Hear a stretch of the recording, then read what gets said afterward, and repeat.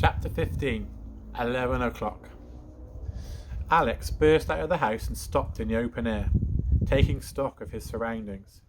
He was aware of alarms ringing, guards running towards him, and two cars, still some distance away, tearing up the main drive, heading for the house. He just hoped that although it was obvious something was wrong, nobody yet know what it was. They shouldn't be looking for him, at least, not yet. That might give him the edge. It looked like he was already too late. Sale's private helicopter had gone. Only the cargo plane was left. If Alex was going to reach the Science Museum in London in 59 minutes, he had to be on it. But the cargo plane was already in motion, rolling slowly away from its chocks. In a minute or two, it would go through the pre-flight tests. Then it would take off. Alex looked around and saw an open-top army jeep parked on the drive near the front door. There was a guard standing next to it, a cigarette dropping out of his hand, looking around to see what was happening, but looking the wrong way. Perfect. Alex sprinted across the gravel. He had brought a weapon from the house. One of Sale's harpoon guns floated past him just as he'd left the room, and he snatched it up, determined to have something he could use to defend himself with at last. It would have been easy enough to shoot the guard right then, a harpoon in the back, and the jeep would be his. But Alex knew he couldn't do it. Whatever Alan Blunt and MI6 wanted to turn him into, he wasn't ready to shoot in cold blood. Not for his country, not even to save his own life. The guard looked up as Alex approached and fumbled for the pistol he was wearing in a holster at his belt. He never made it. Alex used the handle of the harpoon gun, swinging it round and up to him, hard under the chin. The guard crumpled. The pistol fell out of his hand. Alex grabbed it and leapt into the jeep, grateful to see the keys were in the ignition. He turned them and heard the engine start up. He knew how to drive. That was something else Ian Ryder had made sure he'd learned. As soon as his legs were long enough to reach the pedals, he was off. The other cars were closing in on him. They must have seen him attack the guard. The plane had wheeled round and was already taxiing up to the start of the runway. He wasn't going to reach it in time. Maybe it was the danger closing in from all sides that sharpened his senses. Maybe it was his close escape from so many dangers before. But Alex didn't even have to think. He knew what to do, as if he had done it a dozen times before. And maybe his training had been more effective than he thought. He reached into his pocket and took out the yo-yo that Smithers had given him. There was a metal stud on the belt he was wearing, and he slammed the yo-yo against it, feeling it click into place, as it had been designed to. Then, as quickly as he could, he tied the end of the nylon cord round the bolt of the harpoon. Finally, he tucked the pistol he had taken from the guard into the back of his combats. He was ready. The plane had completed its pre-flight tests. It was facing down the runway. Its propellers were at full speed. Alex slammed the gears into first, released the handbrake, and gunned the jeep forward, shooting over the drive and onto the grass, heading for the airstrip.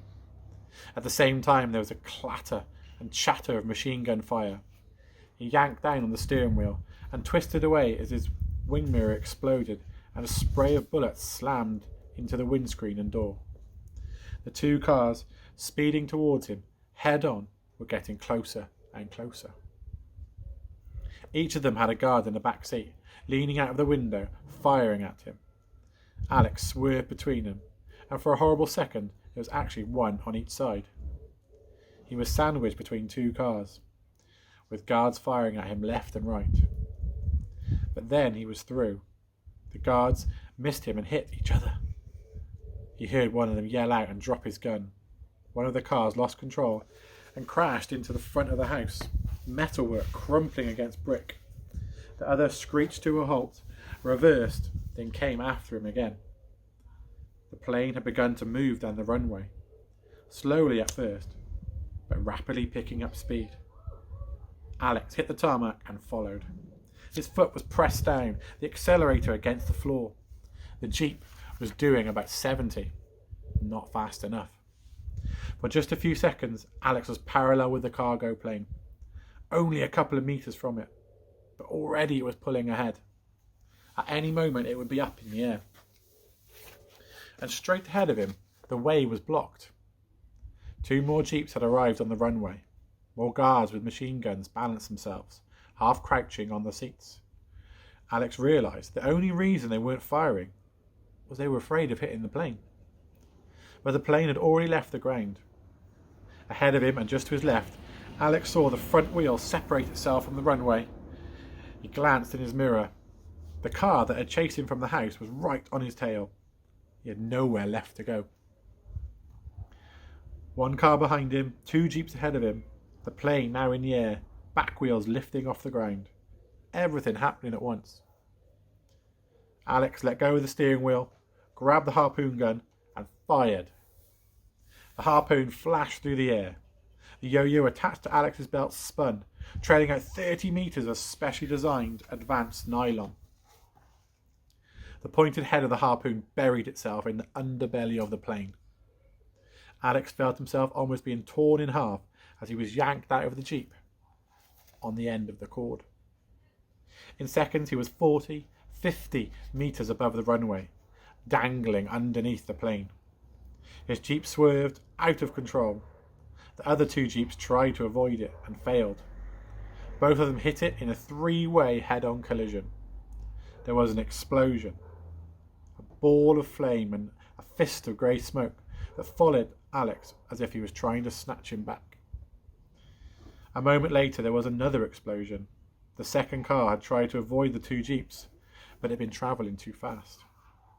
It ploughed into the burning wrecks, flipping over and continued, screeching on its back along the runway, for it too burst into flames. Alex actually saw little of this. He was suspended from the plane by a single thin white cord. Twisting round and round as he was carried ever further into the air, the wind was rushing past him, battering into his face and deafening him. He couldn't even hear the propellers. The belt was cutting into his waist. He could hardly breathe. Desperately he scrabbled for the yo-yo and found the control he needed. A single button. He pressed it. The tiny, powerful motor inside the yo-yo began to turn. The yo-yo rotated on his belt, pulling in the cord. Very slowly. Only a centimetre at a time. Alex was drawn up towards the plane. He had aimed the harpoon gun very carefully. There was a door at the back of the plane, and when he turned off the engine mechanism in the yo-yo, he was close enough to reach out for its handle. He wondered who was flying the plane and where they were going. The pilot must have seen the destruction on the runway, but he couldn't have heard the harpoon. He couldn't have known he'd picked up an extra passenger. Opening the door was harder than he'd expected. He was still dangling under the plane, and every time he got close to the handle, the wind drove him back. He could still hardly see. The wind was tearing into his eyes. Twice his fingers found the metal handle, only to be pulled away before he could turn it. The 3rd time he managed to get a better grip, but it still took all of his strength to yank the handle down. The door swung open and he clambered into the hold. He took one last look back. The runway was already 300 metres below by now. There were 2 fires raging, but at this distance they seemed no more than match heads. Alex unplugged the yo-yo, freeing himself. Then he reached into the waistband of his combats and took out the gun. The plane was empty apart from a couple of bundles that Alex vaguely recognised. There was a single pilot at the controls, and something on his instrumentation must have told him the door was open. Because he suddenly twisted around. Alex found himself face to face with Mr. Grin. "Wah?" Butler muttered. Alex raised the gun. He doubted if he would have the courage to use it, but he wasn't going to let Mr. Grin know that. "All right, Mr. Grin," he shouted above the noise of the propellers and the howl of the wind. "You may not be able to talk, but you better listen. I want you to fly this plane to London. We are going to the Science Museum in South Kensington. It can't take us more than half an hour to get there. And if you think you're trying to trick me, I'll put a bullet in you. Do you understand? Mr. Green said nothing. Alex fired the gun. The bullet slammed into the floor just beside Mr. Green's foot. Mr. Green stared at Alex, then nodded slowly. He reached out, pulled the joystick, and the plane dipped and began to head east.